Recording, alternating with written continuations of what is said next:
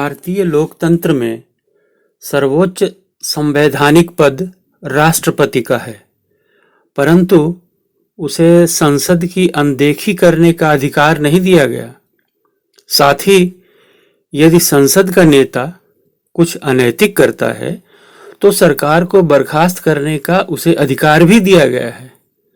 यही फर्क होता है शायद राम राज्य में और गणतंत्र में। राम राज्य में राजा अत्यंत संवेदनशील होता है। वह राज्य के छोटे से छोटे धोबी तक की फिक्र रखता है, और गणतंत्र में बड़ी से बड़ी संख्या में भी प्रदर्शनकारी किसान अगर मर जाते हैं तो भी सत्तासीन मंत्रियों की संवेदना तक नहीं उपजती, बल्कि संवेदन शून्यता बढ़ती जाती है। राजा को सत्ता का नशा अंधा बना देता है। चारों तरफ भ्रष्टाचार फैला होता है, परंतु उसे अमात्य सुशासन की फिल्म दिखाते हैं, उसकी जय जयकार करवा देते हैं। गलत फीडबैक जनता की सही तस्वीर राजा तक पेश नहीं होने देते। प्रजा में भी ऐसे लोग होते हैं जो वही बोलते हैं जो राजा के मन की बात होती है। चुनांचे राजा को गद्दी से हाथ धोना पड़ सकता है। यही डर कुल देवता को हुआ, जिसकी कथा मैं आज आपको सुनाने जा रहा हूं। गंड तिंदु जातक, ये 520 नंबर की कहानी है।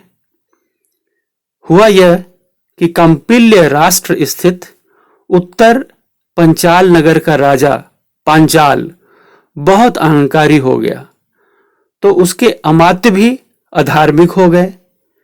राज्य की नीतियों से प्रजा इतनी दुखी हो गई कि सड़कों पर आने को मजबूर हो गई, परंतु प्रमादी हो जाने के कारण राजा अपने विश्वस्त सूत्रों पर ही पूरा विश्वास रखता, जो उसे परम सुखी प्रजा की तस्वीरें दिखाते। इधर प्रजा त्रस्त थी। राज्य का कुल देवता एक वृक्ष, जिसे पांचाल बहुत मानता था, बड़ा चिंतित हुआ कि पहले तो पांचाल सुशासन दे रहा था, अब प्रमादी था, अब इसको क्या हो गया है। प्रजा की बेरोजगारी, बदहाली, कंगाली पर कोई चिंता नहीं। यहां तक कि प्रदर्शनकारी किसानों की हो रही मौतों से भी इसकी संवेदन शून्यता भंग नहीं हो रही। पांचाल को चेताना चाहिए, नहीं तो इसकी गद्दी चली जाएगी। वह वृक्ष बोधिसत्व था। वह रात के समय राजा के शयन गृह में जा सिर की ओर हो प्रकाश बिखेरता हुआ आकाश में खड़ा हुआ। राजा ने उसे बाल सूर्य की तरह प्रदीप्त देख पूछा, तुम कौन हो, किस लिए आए हो? उसने उत्तर दिया, महाराज, मैं तिंदुक देवता हूं, तुम्हें उपदेश देने के लिए आया हूं। तुम क्या उपदेश दोगे? राजा ने पूछा। महाराज, तुम प्रमादी होकर राज्य करते हो। समझो, पहले तुम ऐसे नहीं थे। राजा के प्रमादी होने से उसके सारे अमात्य, उनके भीतर बाहर के सभी जन प्रमादी हो जाते हैं। वे उल्टे पलटे नियम बनवा देते हैं जिससे उनको लाभ हो। राजा बोला, झूठ है, मैंने तो ऐसे उल्टे पुल्टे नहीं बल्कि ऐसे कानून बनाए हैं कि राष्ट्र का जो अन्नदाता है, जो हमारी समृद्धि का मूल है, वो धनी हो जाएगा तो सारे खुशहाल हो जाएंगे। तब देवता ने गाथाओं में उपदेश दिया। पाली भाषा में हैं 11 गाथाएं, जिन्हें आप स्क्रीन पर देख रहे हैं। मैं इनका अर्थ बता देता हूं। अप्रमाद अमृत है, प्रमाद मृत्यु हुई है। प्रमादी तो मृत सदृश ही होते हैं। राजमद से प्रमाद पैदा होता है, प्रमाद से हानि होती है, हानि से दोष पैदा होते हैं। इसलिए हे राजन, प्रमाद न करें। प्रमाद से बहुसंख्य क्षत्रियों की अर्थ तथा राष्ट्र की हानि हुई है। बहुत से ग्राम मुखियों को ग्राम की हानि हुई है तथा बहुत से प्रव्रजितों और गृहस्थों को भी हानि हुई है। हे राष्ट्रवर्धन, प्रमादी क्षत्रिय के राष्ट्र में सभी भोग नष्ट हो जाते हैं। राजागण उसे पाप मानते हैं। महाराज, यह धर्म नहीं है। तुम बहुत अहंकार करते हो, यह सम्यक नहीं है। धन धान्य पूर्ण राष्ट्र को दुश्मन आकर उजाड़ जाते हैं। न तुम्हारे पुत्र रहेंगे, न सोना, न संपत्ति और न धान्य। राष्ट्र के उजड़ जाने पर तुम सभी भोगों से हीन हो जाओगे। हे क्षत्रिय, गद्दी चली जाएगी तो क्षत्रिय जाति के तुम्हारे मित्र तथा दूसरे भी पानी तक नहीं पूछेंगे। तुम्हारे ही आश्रम में पलने वाले, तुम्हारे ही आश्रय में पलने वाले हाथी सवार, चौकीदार, रथी और पैदल सैनिक भी सलाम तक नहीं करेंगे।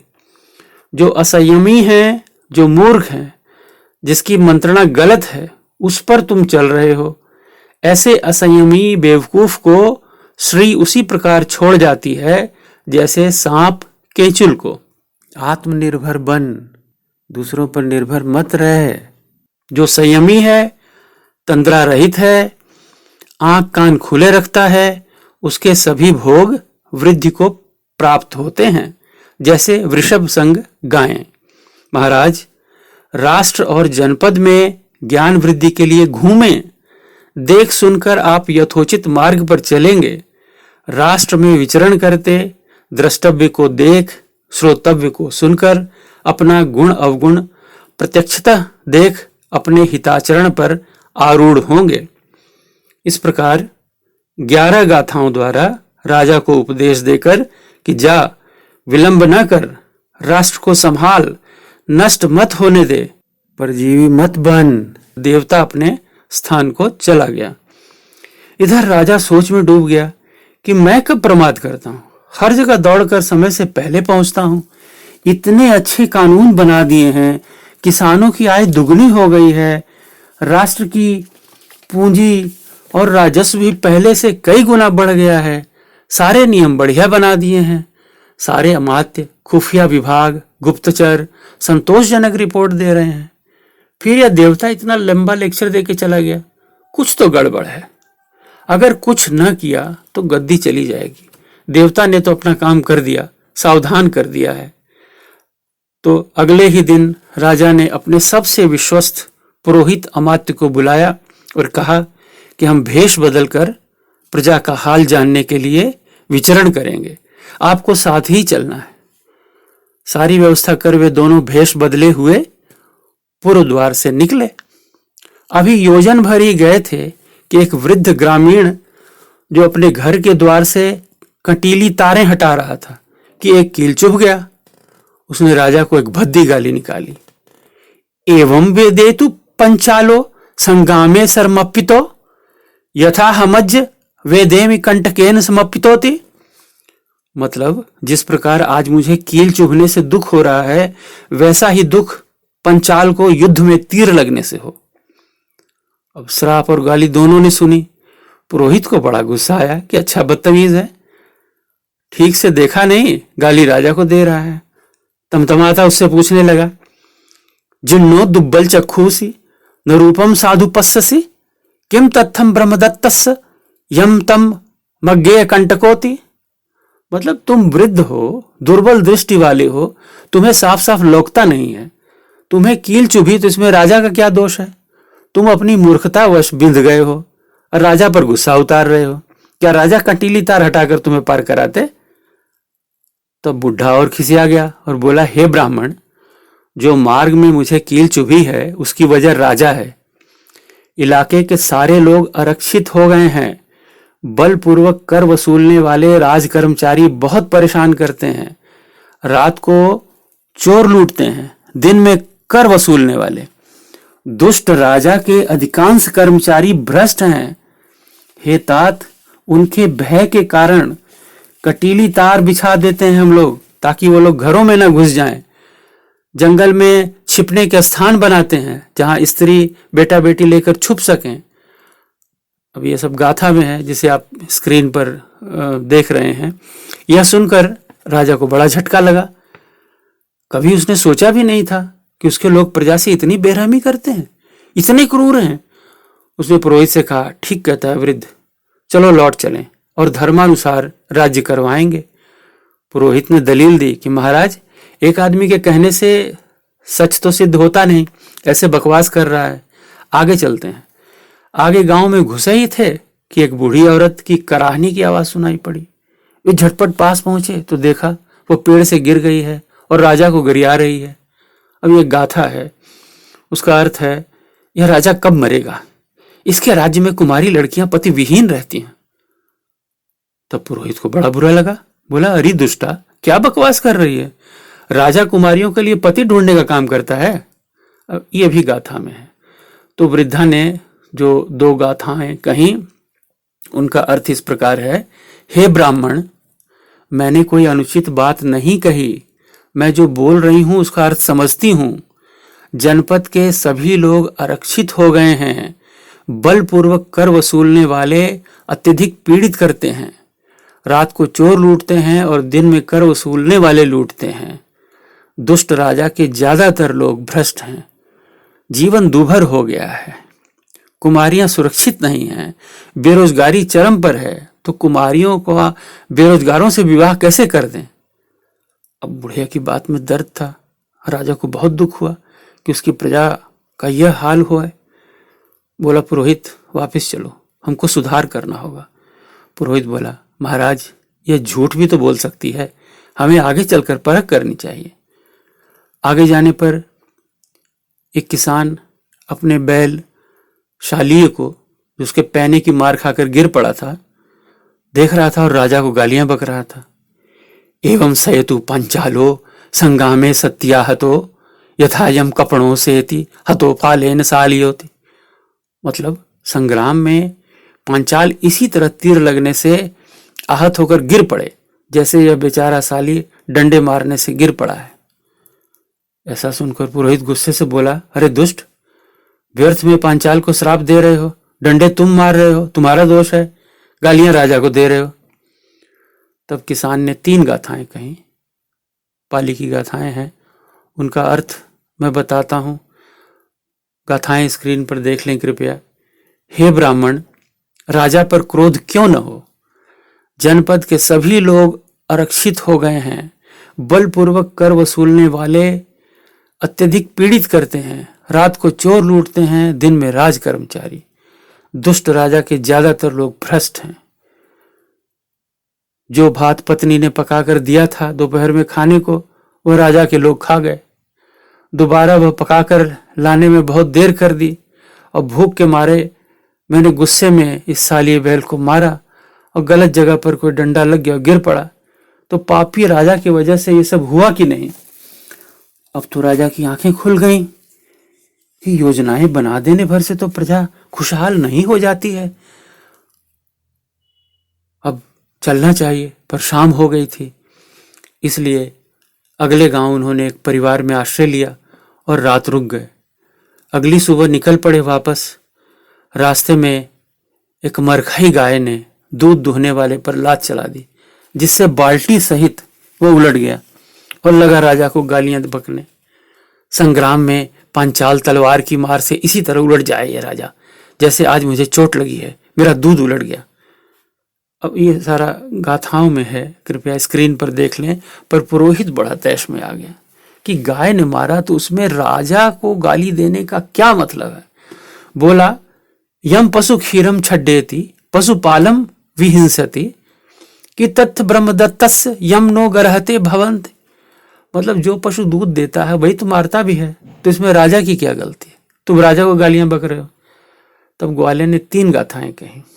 गारह्यो ब्रह्मे पंचालो ब्रह्मदत्तस्य राजिनो अरक्षिता जनपदा अधम्म बलिनाह। तो इसका बाकी तो गाथाएं आप स्क्रीन पर देख लें, इनके अर्थ बताता हूं। हे ब्राह्मण, पांचाल नरेश निंदनीय है, जनपद के सभी लोग आरक्षित हो गए हैं और बलपूर्वक कर वसूल करने वालों से अत्यधिक पीड़ित हैं, रात को चोर लूटते हैं, दिन में कर वसूलने वाले। दुष्ट राजा के राज्य में बहुसंख्य लोग अधार्मिक हैं। जिन चंड स्वभाव और भाग जाने वाली गायों को हम पहले नहीं धोते थे, उन्हें आज दूध चाहने वाले राज कर्मचारियों के कारण दुहना पड़ा है। तो राजा को गालियां न दूं तो क्या इस मरखही गाय को गालियां दूं?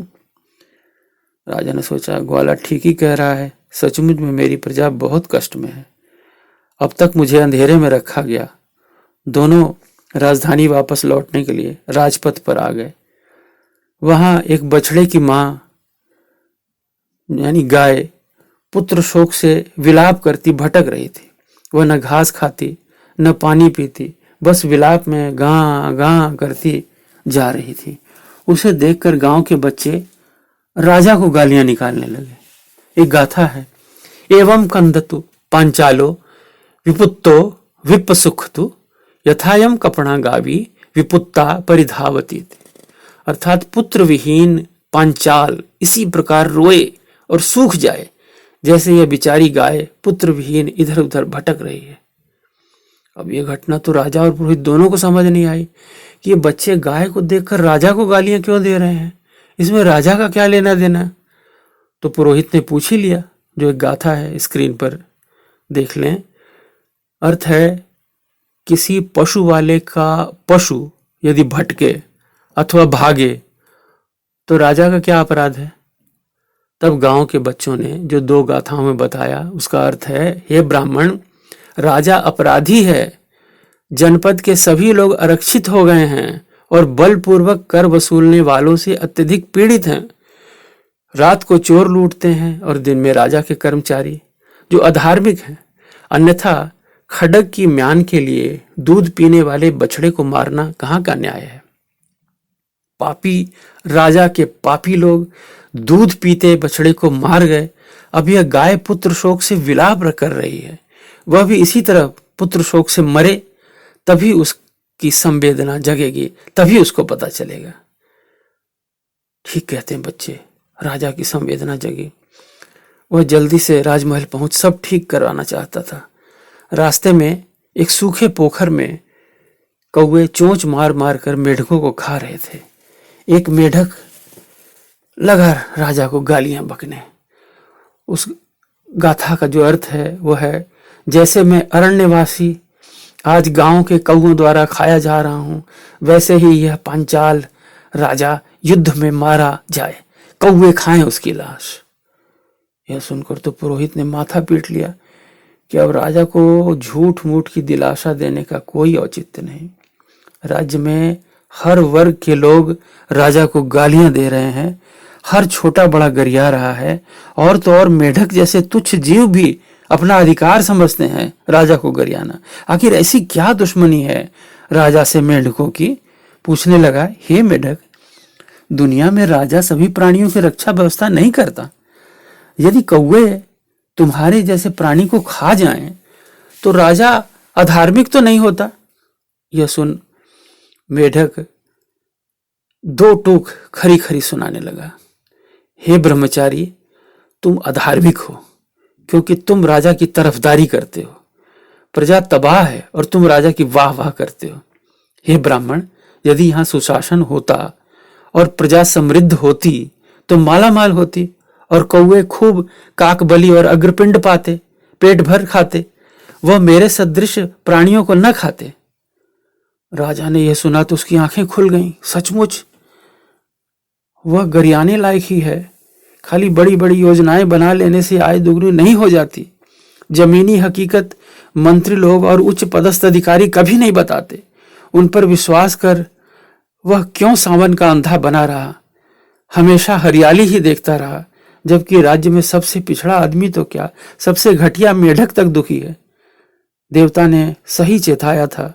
मैं प्रण लेता हूं कि इस सुशासन को तुरंत सुधारूंगा, नहीं तो मेरी गद्दी जाने वाली है। यह संवेदन शून्यता बड़ी महंगी पड़ सकती है। नमो बुद्धाय।